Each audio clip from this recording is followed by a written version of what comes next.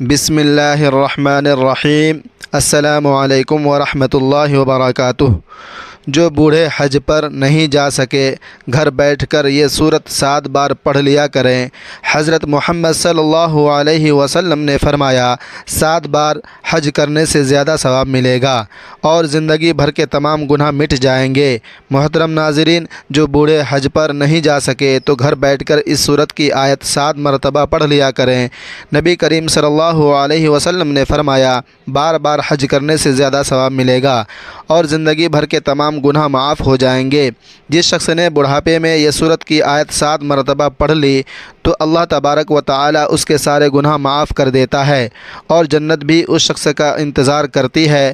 حضور اکرم صلی اللہ علیہ وسلم کے پاس ایک بڑا شخص آیا اور عرض کیا کہ یا رسول اللہ صلی اللہ علیہ وسلم، میری عمر ڈھل چکی ہے، گناہوں کا بوجھ ہے، اللہ سے معافی مانگتا ہوں مگر دل خوف زدہ ہے۔ آپ صلی اللہ علیہ وسلم نے فرمایا یہ آیت 7 مرتبہ پڑھو، اللہ تعالیٰ تمہارے سارے گناہوں کو معاف کر دے گا، تمہارے دل پر سکینت نازل فرمائے گا۔ وہ بڑا شخص خوشی سے نعرہ تکبیر بلند کرتا ہوا مسجد سے باہر نکلا اور صلی اللہ علیہ وسلم نے فرمایا اگر یہ آیت پڑھتا رہے تو یہ جنت میں داخل ہوگا۔ ناظرین کرام، نبی کریم صلی اللہ علیہ وسلم حضرت جبرائیل علیہ السلام کے ساتھ ایک ایسے روحانی سفر پر روانہ ہوئے جو کہ نہ زمین کا تھا اور نہ آسمان کا، وہ ایک عالم نور تھا جہاں نہ وقت کا گزرتا نہ فاصلوں کی حدیں تھی۔ نبی کریم صلی اللہ علیہ وسلم کے چہرے پر انور سے اس نورانی جہاں میں آپسی روشنی پھیل رہی تھی کہ جس طرف نگاہ جاتی وہ منظر مسجد میں گر جاتا۔ جبرائیل علیہ السلام ہاتھ باندھے ادب سے آگے چل رہے تھے اور نبی کریم صلی اللہ علیہ وسلم کے قدموں کے نشان ہر ذرے کو ایسا شرف عطا کرے تو گویا اس پر جنت واجب ہو چکی ہو۔ چلتے چلتے نبی کریم صلی اللہ علیہ وسلم نے ایک عجیب منظر دیکھا کہ سامنے اونٹوں کی ایک طویل قطار کھڑی تھی اور ہر اونٹ کے اوپر ایک صندوق رکھا ہوا تھا اور ہر صندوق پر قفل لگا ہوا تھا۔ حضرت جبرائیل علیہ السلام نے عرض کیا یا رسول اللہ صلی اللہ علیہ وسلم، یہ وہ راز ہیں جو کہ قیامت تک بند رہیں گے، لیکن آپ کے حکم سے سب کچھ کھولا جا سکتا ہے۔ نبی کریم صلی اللہ علیہ وسلم نے فرمایا اے جبرائیل، ان صندوقوں کو کھولو تاکہ ہمیں ان کے اسرار دکھائے جائیں۔ حضرت جبرائیل علیہ السلام نے آسمان کی طرف دیکھا اور پھر عاجزی سے بسم اللہ الرحمن الرحیم پڑھ کر پہلے صندوق کو کھولا۔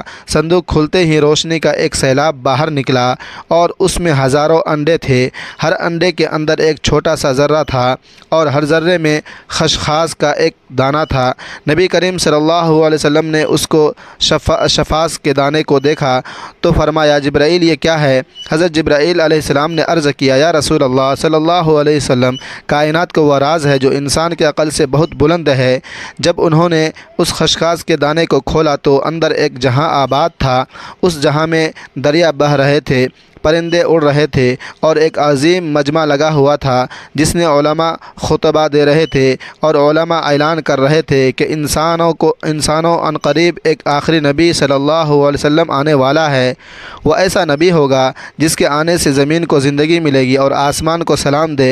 اگر جبرائیل علیہ السلام نے ان علماء سے فرمایا اے صاحبان علم، وہ نبی آ چکے ہیں اور یہ جو تمہارے سامنے کھڑے ہیں یہی وہ آخری نبی صلی اللہ علیہ وسلم ہیں۔ سب علماء فوراً اپنی پہلی جگہ ایسے ادب کے ساتھ کھڑے ہو گئے اور ان کے چہروں پر نور کی چادر آ گئی۔ ان کی زبانوں سے بیک وقت ایک ہی جملہ نکلا، مرحبا یا حبیب صلی اللہ علیہ وسلم۔ نبی کریم صلی اللہ علیہ وسلم نے فرمایا اے جبرائیل، یہ منظر تو ایسا ہے کہ دل کو کپکپاہٹ ہو اور جگ میں آ جائے۔ حضرت جبرائیل علیہ السلام نے عرض کی کہ یا رسول اللہ صلی اللہ علیہ وسلم، یہ تو ایک صندوق کا راز ہے اور اس جیسے ہزاروں صندوق اور ہیں، ہر صندوق میں لاکھوں جہاں ہیں اور ہر جہاں میں آپ کی آمد کا ذکر ہو رہا ہے۔ آپ کی نبوت کی روشنی ان انڈوں کے اندر داخل ہو کر عالموں تک پہنچ چکی ہے۔ پھر پیارے آقا صلی اللہ علیہ وسلم ایک اور صندوق کے قریب گئے۔ جبرائیل علیہ السلام نے بسم اللہ پڑھی اور صندوق کھولا تو اندر ایک شہر تھا اور اس شہر کے در و دیوار پر لکھا ہوا تھا لا الہ الا اللہ محمد رسول اللہ۔ اللہ اس شہر کے ہر مکین کی نشانی پر نور کا اور سب ذکر کر رہے تھے۔ یہ منظر دیکھ کر نبی کریم صلی اللہ علیہ وسلم کی آنکھوں میں آنسو آ گئے اور فرمایا کہ جبرائیل علیہ السلام یہ کون لوگ ہیں؟ جبرائیل علیہ السلام نے کہا یہ آپ کی امت ہیں جو ابھی دنیا میں نہیں آئی مگر ان کے دلوں میں آپ کی محبت رکھی جا چکی ہے۔ ان کا رزق، ان کی دعا، ان کا ایمان سب اس سے ذکر سے ہیں۔ نبی کریم صلی اللہ علیہ وسلم نے فرمایا کہ یہ اے جبرائیل، اگر یہ سب میرے امتی ہیں تو کیا ان کے گناہ معاف ہوں گے؟ تو جبرائیل علیہ السلام نے کہا، یا رسول اللہ صلی اللہ علیہ وسلم، اگر وہ آپ کا نام لے کر ایک بار بھی آنکھ بھر کے رو لیں تو ان کے گناہوں کو زمین سے آسمان تک معاف کر دیا جائے گا، اور اگر وہ ایک مرتبہ بھی یہ مختصر سا کلمہ پڑھ لے، سبحان اللہ وبحمدہ اللہ لا الہ الا هو الحی القیوم، تو ان کے نام اعمال میں 1000 نیکیاں لکھ دی جائیں گی۔ نبی کریم صلی اللہ علیہ وسلم نے فرمایا، جبرائیل ان صندوقوں میں کتنے نشانیاں ہیں؟ جبرائیل علیہ السلام نے عرض کیا، یا رسول اللہ صلی اللہ علیہ وسلم، ان میں سے ہر اس شخص کے راز ہیں جو آپ سے محبت کرتا ہے، اور ہر وہ آنسو محفوظ ہیں جو کسی نے رات کی تنہائی میں آپ کا نام لے کر وہ آیا ہے۔ ناظرین کرام، جان لیجئے کہ اللہ تبارک و تعالی فرماتا ہے کہ اے ابن آدم، ہم نے تجھے مٹی سے پیدا کیا اور مٹی میں ہی لوٹا دیں گے، مگر اس درمیانی سفر میں تجھے عقل دی، شعور دیا، آزادی دی، دل دیا، آنکھ دی، کان دی، زبان دی، اور سب سے بڑی نعمت یہ تھی کہ تجھے ہم نے اپنے آج کا روکا ہے، ہر مرحلے کو نشاندہی کے ساتھ بنایا ہے۔ جب تو رحم میں نطفہ تھا تو ہم نے تیری تخلیق شروع کی، پھر گوشت کا لتھڑا، پھر اس میں روح پھونکی، اور جب تو پیدا ہوا تو والدین کے گود میں خوشی کا ماحول بنا، دودھ پیا، غذا کھائی، پھر کھیل کود میں مشغول ہوا، پھر جوانی آئی جسے سجین کہا گیا، پھر داڑھی نکلی اور تو غلام کہلایا، جب پورے جوش میں سے مرد بن گیا اس شاب کہلایا، جب رجل پھر بحول، جب 30 سال کی عمر پار کی، پھر جب 40 سال کا ہوا تو شیخ کہلایا، پھر جب عمر ڈھلنے لگی تو ٹڈیاں کمزور ہو گئی، بیڑائی کمزور ہوئی تو عمر میں داخل ہوا، اور یہاں سے زندگی کا زوال شروع ہوا۔ حضرت انس رضی اللہ تعالی عنہ سے مروی ہے کہ رسول اللہ صلی اللہ علیہ وسلم نے فرمایا، ارشاد فرمایا، جن کی عمر اسلام میں 40 سال کو پہنچ جائے، اللہ تعالیٰ اس کو 3 بڑی بیماریوں سے محفوظ فرماتا ہے، جنوں، جذام اور برص سے، اور جب وہ 50 سال کی جذام اور برص، اور جب وہ 50 سال کی عمر کو پہنچتا ہے تو اللہ اس پر حساب کو آسان فرما دیتا ہے، جب 60 سال کا ہوتا ہے تو اللہ تبارک و تعالیٰ اس کو اپنی طرف رجوع کرنے کی توفیق دیتا ہے، اور جب 70 سال کا ہو جاتا ہے تو آسمان والے اسے محبت کرنے لگتے ہیں، اور جب 90 سال کا ہو جاتا ہے تو اللہ تعالیٰ اس کے تمام پچھلے گناہ معاف فرما دیتا ہے، اس کا لقب امین اللہ اور اسیر اللہ فی الارض رکھا جاتا ہے۔ زمین پر اللہ کا قیدی کیونکہ وہ قوت سے محروم ہوتا ہے، خواہشات مر چکی ہوتی ہے، تو ایک قیدی کی طرح زندگی گزارتا ہے۔ حضرت ابو بکر صدیق رضی اللہ تعالی عنہ سے روایت ہے کہ آپ رضی اللہ تعالی عنہ نے فرمایا کہ نبی کریم صلی اللہ علیہ وسلم کے پاس ایک شخص حاضر ہوا اور پوچھا کہ یا رسول اللہ صلی اللہ علیہ وسلم، سب سے بہترین شخص کون ہے؟ آپ صلی اللہ علیہ وسلم نے فرمایا، جو شخص بڑھاپے کو پہنچے اور اس کی نیکیاں بہت زیادہ ہوں، اور سب سے برا وہ ہے جو بڑھاپے کو پہنچے اس کے گناہ زیادہ ہوں۔ ناظرین کرام، جان لیجئے کہ حضرت ابن مسعود رضی اللہ تعالی عنہ بیان کرتے ہیں کہ رسول اکرم صلی اللہ علیہ وسلم نے فرمایا، قیامت کے دن ابن آدم سے 5 سوال ہوں گے، جن میں سے ایک یہ ہوگا کہ اپنی جوانی کہاں خرچ کی، اپنی عمر کس چیز میں ضائع کی، اپنے علم پر کتنا عمل کیا۔ حضرت علی رضی اللہ تعالی عنہ کے پاس ایک شخص آیا اور کہنے لگا، میرے بال سفید ہوتے جا رہے ہیں، یہ کس چیز کی علامت ہے؟ فرمایا، یہ یاد دہانی ہے کہ تو اس دنیا میں نہیں رہے گا اور عنقریب اس دار فانی سے رخصت ہونے والا ہے۔ ناظرین کرام، حضرت سعد رضی اللہ تعالی عنہ سے روایت ہے کہ نبی کریم صلی اللہ علیہ وسلم نے فرمایا، نمازوں کے بعد یہ دعا کرو، اے اللہ، میں بلی سے تیری پاک مانگتا ہوں اور ذوالعمر طرف لوٹائے جانے سے تیری پناہ میں آتا ہوں، اور قبر کے عذاب سے تیری پناہ مانگتا ہوں۔ جان لیجئے کہ ارذ العمر سے مراد ہے کہ جب انسان بچپن کی حالت کی طرح واپس لوٹ جاتا ہے، نہ وہ خود کی صفائی رکھ سکتا ہے، نہ ہی سونگھنے، دیکھنے اور سننے کی طاقت رہتی ہے، عقل کمزور ہو جاتی ہے اور لوگ موت کی تمنا کرنے لگتے ہیں۔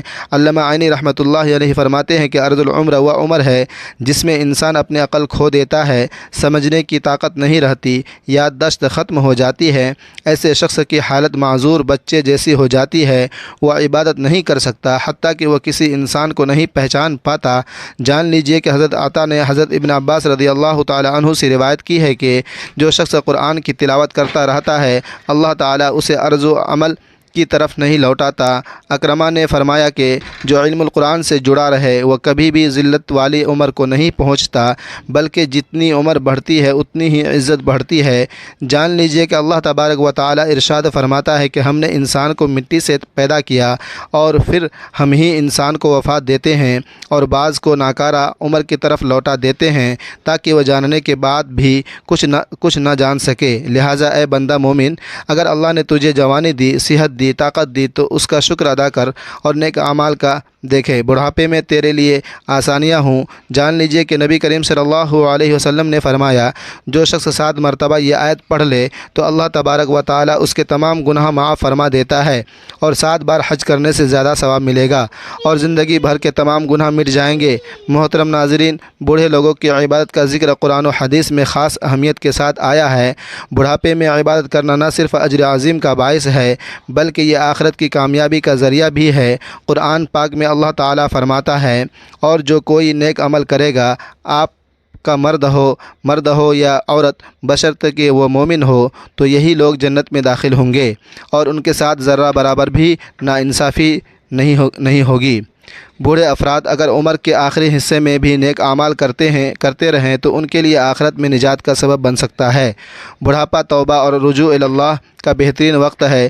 نبی کریم صلی اللہ علیہ وسلم نے فرمایا، اللہ تعالیٰ بندے کی توبہ قبول کرتا ہے جب تک کہ اس کے روح پھولوں تک نہ پہنچ جائے۔ وہ بھی لوگوں کو چاہے کہ وہ اپنی زندگی کے آخری لمحات میں کثرت سے استغفار کرے اور اللہ سے معافی مانگے۔ بڑھاپے میں طاقت کم ہو جاتی ہے لیکن ذکر و تسبیح ہر وقت کی جا سکتی ہے۔ نبی کریم صلی اللہ علیہ وسلم نے فرمایا، تمہارے بوڑھے لوگ تمہارے سب سے بہترین ہیں۔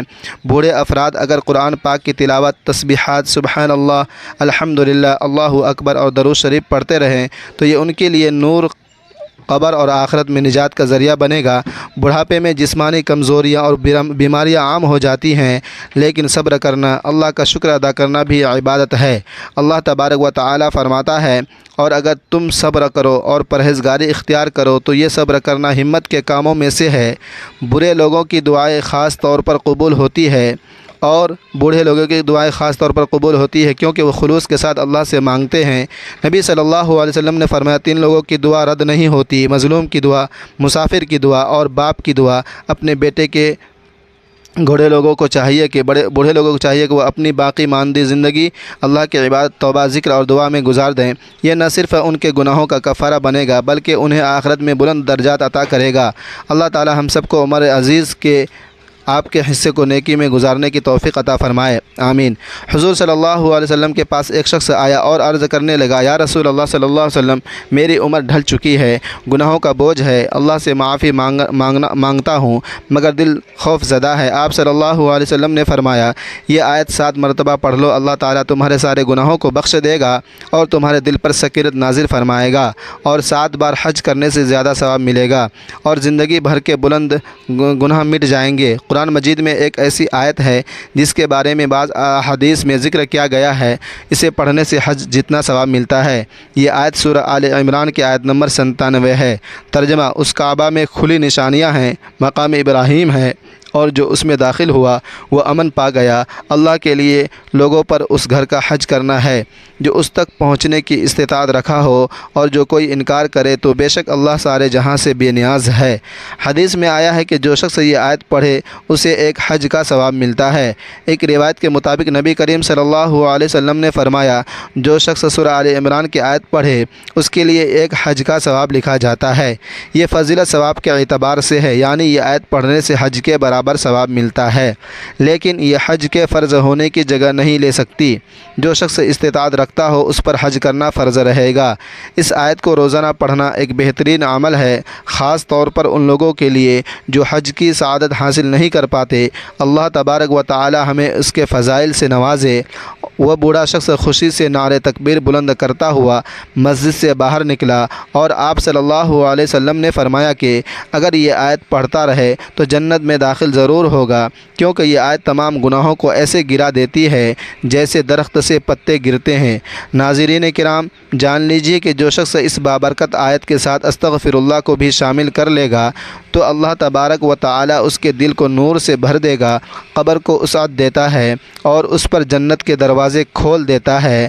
ناظرین کرام، حضرت عبداللہ بن عباس رضی اللہ تعالی عنہ بیان کرتے ہیں کہ نبی صلی اللہ علیہ وسلم نے ارشاد فرمایا، جو بندہ ان کلمات کو صبح شام 7 مرتبہ پڑھتے رہے تو اللہ تعالیٰ اس سے راضی ہو جاتا ہے، اگرچہ اس کے گناہ زمین سے آسمان تک لبریزی کیوں نہ ہو۔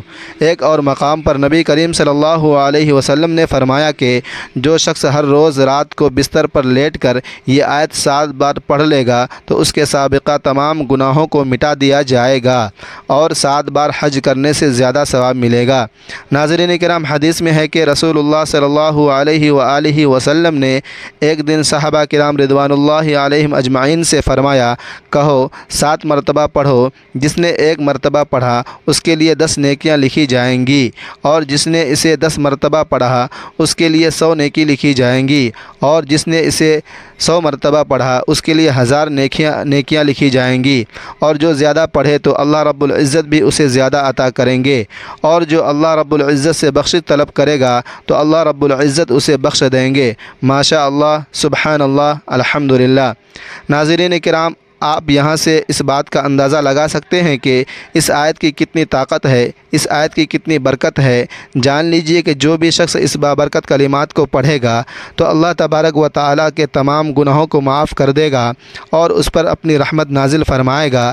اس لیے ہمیں چاہیے کہ روزانہ زیادہ سے زیادہ مسلمان پڑھا کریں تاکہ اللہ تبارک و تعالی ہمارے پچھلے تمام گناہوں کو معاف کر دے اور ہمارے رزق میں برکت اور رحمتیں عطا فرمائے۔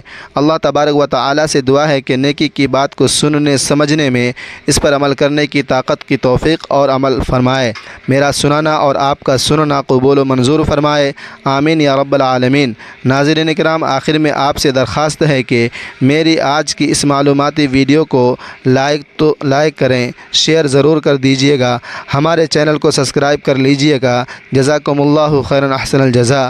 اللہ تبارک و تعالی ہم سب کا حامی و ناصر ہو، آمین ثم آمین۔